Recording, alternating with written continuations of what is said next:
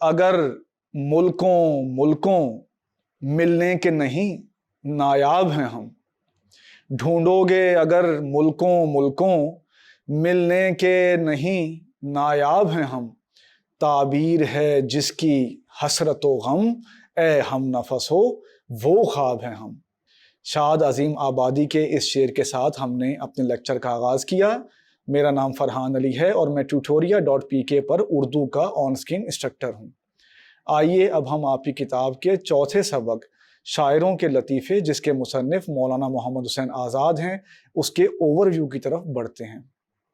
تو سب سے پہلے ہم جائزہ لیں گے مولانا محمد حسین آزاد کی شخصیت کا۔ تو جو میں نے شروع میں شعر پڑھا وہ بھی مولانا کو خراج عقیدت پیش کرنے کے لیے پڑھا۔ ہماری تاریخ میں جو بڑی بڑی شخصیات آئی ہیں اور اردو ادب کی جن شخصیات نے تمام عمر آبیاری کی ہے، ان میں سے ایک اہم نام مولانا محمد حسین آزاد کا ہے۔ وہ نہ صرف خود بڑے آدمی تھے بلکہ ایک بڑے شخص شیخ ابراہیم ذوق کے شاگرد تھے، اور اسی طرح ان کے دوستوں میں بھی بڑے بڑے لوگوں کے نام آتے ہیں، جیسے ڈپٹی نذیر احمد۔ اس کے علاوہ سر سید کے ساتھ ان کو رہنے کا موقع ملا اور بہت سارے اور لوگوں کے ساتھ مل کر انہوں نے اردو کی خدمت کی۔ الطاف حسین حالی کے ساتھ مل کے انہوں نے جدید نظمیہ مشاعروں کی بنیاد رکھی۔ مولانا محمد حسین آزاد نے بہت سی کتابیں لکھی، وہ شاعر بھی تھے، نثر نگار بھی تھے۔ انہوں نے ایک کتاب لکھی جس کا نام تھا آب حیات۔ آب حیات میں ہماری شاعری کے 5 ادوار کو بیان کیا گیا ہے جو مولانا محمد حسین آزاد کے دور تک کے ہیں۔ جب آپ یہ کتاب پڑھیں گے تو تفصیل سے آپ اس کا جائزہ لے سکتے ہیں۔ ہم بڑھتے ہیں کہ اس آب حیات کتاب سے آپ کے سبق کا کیا تعلق ہے۔ تو آپ کی کتاب میں موجود یہ سبق شاعروں کے لطیفے مولانا کی کتاب آب حیات سے لیا گیا ہے۔ اس کتاب میں جیسا کہ ہم نے بتایا کہ ایک تو 5 ادوار ہیں شاعروں کے، اس کے علاوہ یہ شاعروں کی مختصر سوانح عمریاں ہیں اس میں، یعنی آپ کہہ سکتے ہیں جن شاعروں کا اس میں تذکرہ ہے ان کی شارٹ بایوگرافیز ہیں، ان شاعروں کی زندگی کے مختلف پہلو سے پیش کیے گئے ہیں، اس سے ڈرائیو کیا گیا ہے، اس سے اخذ کیا گیا ہے آپ کی کتاب میں شامل یہ سبق شاعروں کے لطیفے۔ آئیے اب ہم بڑھتے ہیں اور یہ دیکھتے ہیں کہ لطیفے کا کیا مطلب ہوتا ہے۔ تو لطیفے کا عام طور پر تو مطلب لیا جاتا ہے جھوک یا چٹکلا، یعنی ایسی بات جس کو سن کر ہنسی آئے اور اسے بظاہر سنجیدگی سے نہ لیا جائے۔ لیکن اس سبق میں لطیفے کا یہ معنی مراد نہیں ہے۔ اس سبق میں لطیفے سے مراد ایسی عمدہ پر لطف اور معنی خیز بات کے ہیں جس کو سن کر ہنسی آئے، لیکن اس میں کوئی نہ کوئی سنجیدگی کا پہلو بھی ہو، کوئی نہ کوئی دور اندیشی ہو، کوئی نہ کوئی ظرافت ہو، ذہانت ہو۔ تو اس سلسلے میں اس سبق میں 7 لطیفے بیان کیے گئے ہیں۔ آئیے باری باری ہم تمام واقعات کا، تمام لطائف کا جائزہ لیتے ہیں۔ پہلا لطیفہ جو بیان کیا گیا ہے وہ 2 شخصوں کی گفتگو ہے۔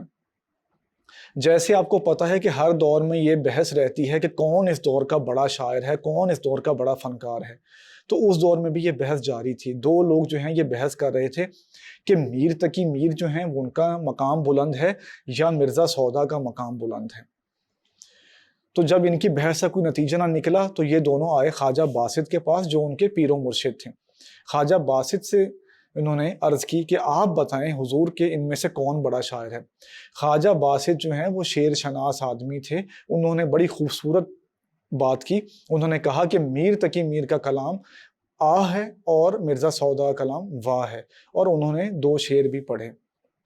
ان دونوں افراد میں سے ایک جو ہے وہ مرزا سودا کا پرستار تھا، وہ اس واقعے کے بعد ان کے پاس چلا گیا اور انہیں بتایا کہ خواجہ باسط نے کس طرح ان کا موازنہ اور تقابل کیا۔ مرزا سودا نے جب میر تقی میر کا شعر سنا تو وہ بھی دل ہی دل میں معترف تھے میر تقی میر کے، تو انہوں نے اس کا اظہار کرتے ہوئے کہا کہ شعر تو میر کا ہی اچھا ہے، لیکن ان کی طبیعت میں جو ظرافت تھی اس نے انہیں یہ کہنے پہ مجبور کیا کہ میر تقی میر کے شعر میں جو فریاد نظر آتی ہے، جو ہمدردانہ انداز نظر آتا ہے، وہ میر تقی میر کے بجائے ان کی آیا کا، ان کی ملازمہ کا نظر آتا ہے۔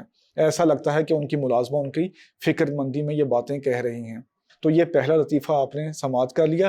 آئیے بڑھتے ہیں سبق میں درج کیے ہوئے دوسرے لطیفے کی طرف۔ یہ بھی واقعہ مرزا محمد رفیع سودا کا ہے۔ وہ ایک مشاعرے میں گئے، وہاں پہ شاعر آ کے اپنی اپنی باری پہ جیسے مشاعروں میں ہوتا ہے غزل سنا رہے تھے۔ اس مشاعرے میں ایک لڑکا بھی شریک تھا جس کی عمر تقریباً 13 سال تھی۔ اس لڑکے نے ایک شعر پڑھا، دل کے پھپھولے جل اٹھے سینے کے داغ سے، दिल के फफोले जल उठे सीने के दाग से, इस घर को आग लग गई घर के चराग से। जब मिर्ज़ा सौदा ने उस लड़के का ये शेर पढ़ा तो वो उसकी गर्मी कलाम से बहुत मुतासिर हुए, यानी उसके शेर की जब ये तासीर देखी, उन्होंने उस लड़के की बहुत ज़्यादा तारीफ़ की, बार बार ये शेर सुना। और उस मौके पे मिर्ज़ा सौदा ने कहा कि मियाँ लड़के तुम मुझे ज़्यादा दिन जीते नज़र नहीं आते, यानी सौदा को ये अंदेशा हुआ कि ये लड़का ज़्यादा उम्र नहीं पाएगा। तो ऐसा ही हुआ कि खुदा की कुदरत से कि वो लड़का चंद ही दिनों बाद जल कर दुनिया से चल बसा। आइए अब बढ़ते हैं तीसरे वाक़े की तरफ।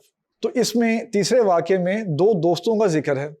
अब आपको पता है दोस्तों में जैसे हंसी मजाक की बातें होती रहती हैं, तो पहले भी ऐसे हुआ करता था। हाँ, क्योंकि ये दोस्त दोनों शायर थे, एक का नाम था इंशा और एक का नाम था जुरत, तो इसलिए शायरों के जो लतीफ़े होते हैं वो आम लोगों के लताइफ से मुख्तलिफ होते हैं। शायर ऐसी बारीक बातें करते हैं जो बाज़ दफ़ा आम लोग नहीं कर सकते। तो इसी तरह का एक वाक़या बयान किया गया है। इस वाक़े में ये बताया गया है कि इंशा जो हैं वो जुरत के पास गए। जुरत भी एक अच्छे शायर थे, इंशा भी एक अच्छे शायर थे। तो जुरत जो है वो जवानी में नाबीना हो गए थे, यानी आंखों से महरूम हो गए थे। तो इंशा ने जुरत से पूछा, जनाब किन ख्यालों में गुम हैं? जुरत ने कहा कि एक मिसरा हुआ है, सोच रहा हूँ कि उसके साथ का दूसरा मिसरा लगाऊं। इंशा ने इसरार किया कि मुझे आप वो मिसरा सुनाएं। उनके इसरार पे जुरत ने कहा, उस जुल्फ पे फबती शबे देजूर की सूझी, यानी महबूब की जुल्फ को देखकर मुझे जो तशबीह जहन में आती है वो काली स्याह रात की आती है। मुझे ये लगता है कि काली स्याह रात से तशबीह देना जो है वो सूटेबल है महबूब की जुल्फ को। Tutoria.pk लाया पाकिस्तान के मैट्रिक और इंटर स्टूडेंट्स के लिए अपनी नौयत का पहला ई लर्निंग प्लेटफॉर्म, जहां पे आपको मिले 18 से ज्यादा बोर्ड्स के वीडियो लेक्चर्स, पास paper solution, book notes, MCQs, quizzes और बहुत कुछ। आज ही हमारी वेबसाइट पर लॉगिन करें और बनाइए अपनी पढ़ाई आसान। तो जैसे ही इंशा ने मिसरा सुना तो उन्होंने दूसरा मिसरा लगाया कि अंधे को अंधेरे में बहुत दूर की सूझी। तो जब जुरत ने यह मिसरा सुना और अपने मिसरे का ये हाल होते देखा तो उन्हें हंसी भी आई और उन्हें थोड़ा थोड़ा अंदर गुस्सा भी आया। तो वो अपनी लाठी लेकर इंशा को मारने दौड़े।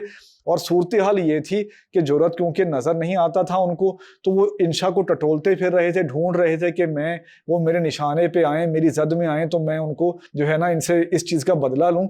लेकिन इंशा जो हैं वो इधर उधर भागते फिर रहे थे और उन्होंने जुरत को अच्छा खासा सताया। तो ये एक लतीफ़ा था। इससे आइए बढ़ते हैं इससे अगले लतीफ़े की तरफ। तो इससे अगले लतीफ़े में इमाम बख्श नासिख और ख्वाजा हैदर अली आतिश के एक वाक़े को बयान किया गया है। हर ज़माने में ये होता है कि जो अपनी फील्ड के टॉप के लोग होते हैं उनमें प्रोफेशनल जेलसी होती है, यानी वो एक दूसरे को नीचा दिखाने की कोशिश करते हैं, इस तरह की कुछ ना कुछ बातचीत करते हैं।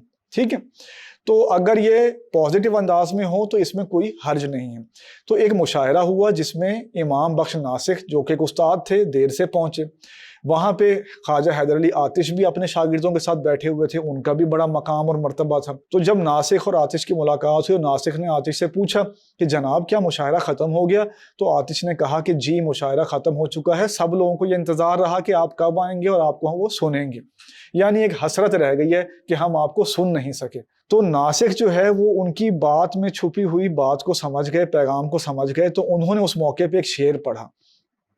वो शेर ये था, जो खास हैं वो शरीके गिरोहे आम नहीं, जो खास हैं वो शरीके गिरोहे आम नहीं, शुमारे दानाए तस्बीह में इमाम नहीं। तो इस शेर का मतलब आप पे वाज़े करते चलें कि जो ख़ास लोग होते हैं वो आम लोगों की सफ़ में आपको नज़र नहीं आते, उनकी कंपनी जो है वो जुदा होती है, वो अलग ही संगत होती है उनकी। और तशबीहन उन्होंने कहा कि जैसे इमाम जो कि तस्बीह के दानों में शामिल नहीं किया जाता बल्कि उसकी एक जुदागाना हैसियत होती है, एक मुमताज़ हैसियत होती है उस दाने की, उसको गिनती में नहीं लाया जाता। तो उन्होंने कहा कि जैसे इमाम जो है उसको गिनती में नहीं लाया जाता तस्बीह की, तो ऐसे मैं भी आम लोगों की सफ़ में शामिल नहीं हूँ। अब क्योंकि इमाम बख्श नासिख का नाम इमाम था और शेर में भी लफ्ज़ इमाम आया, तो इस रियायत से शेर जो है वो बहुत मानी खेज हो गया और उस पर सब लोगों ने खुल कर उनको दाद दी। आइए बढ़ते हैं इससे अगले लतीफ़े की तरफ। तो जैसा कि हम आपको बता चुके हैं कि लतीफ़ा कहते हैं बारीक बात को, ज़राफ़त की बात हो, हंसी मजाक की बात हो, मगर मानी खेज हो और वो पुरलुत्फ़ हो, यानी उसको सुनकर मज़ा आ जाए। तो ऐसा ही एक वाक़या पेश आया आतिश और उनके शागिर्द के बीच। आतिश के एक शागिर्द थे जो मुआशी तंगी में मुब्तला थे, यानी उनकी इनकम अच्छी नहीं थी। تو وہ آتش سے اکثر کہتے تھے کہ استاد جی میں شہر سے جانا چاہتا ہوں. تو آتش جو کہ ایک آزاد طبیعت رکھتے تھے، ایک فقیرانہ ان کی زندگی تھی، وہ ان تکلفات سے دور دور رہتے تھے، وہ اپنے شاگرد کی بات سن کر کہا کرتے تھے کہ میاں کہاں جاؤ گے، جو یہ تھوڑے سے دن ہیں زندگی کے، 4 دن کی زندگی ہے، تو مل بیٹھو جو ہے نا، پھر کہاں تم کہاں ہم کہاں. لیکن ان کے شاگرد جو ہے وہ بہت ہی زیادہ شاید تنگ تھے. ایک دن استاد کے پاس آئے اور کہا کہ میں اجازت چاہتا ہوں.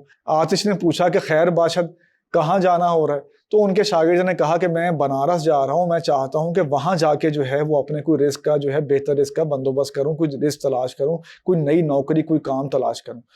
تو آتش نے اس موقع پہ کہا کہ ٹھیک ہے، اگر تم بنارس جا رہے ہو تو پھر وہاں کے خدا کو میرا سلام دینا. تو یہ سننا تھا تو شاگرد ہکا بکا رہ گیا کہ استاد نے ایک ایسی بات کر دی. اس نے پوچھا کہ جناب ادھر کا خدا اور وہاں کا خدا کیا الگ الگ ہیں؟